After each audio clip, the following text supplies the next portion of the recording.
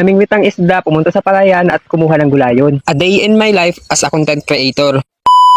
Ngayong araw nga ay papunta ako sa bahay nila ate. Naghapit nga muna ako dito sa may Kalabaw bago ako pumunta kila ate para iliwat sa mas malilim na lugar itong Kalabaw. Delikado nga itong mabilad sa arawan dahil baka ma-heat stroke at mamatay. Ito pa naman ang ginagamit pang trabaho sa palayan. Hindi nga ito kagaya ng baka na matibay sa initan na kahit maghapong nakabilad sa arawan ay hindi mamamatay. Pagdating ko nga dito sa bahay nila ate ay nakaalis naman siya. Tumawag nga siya sa akin at binili niya lang daw at susi. Pagdating ko nga dito ay nag-igib na rin ako ng tubig na inumin ng baboy at pinakain ko na nga rin itong dalawang baboy ng feed. Kung magpakain ng baboy ay pumunta naman ako dito sa ilog para magpahulad ng banwit. Dahil marami nga ang isda dito at malalaki. Mga 6:30 na nga dyan ng umaga, umalis na rin ako para pumunta sa palayan. Pumunta nga muna ako dito sa bahay nila tita para magbihis ng uniform. Uniform?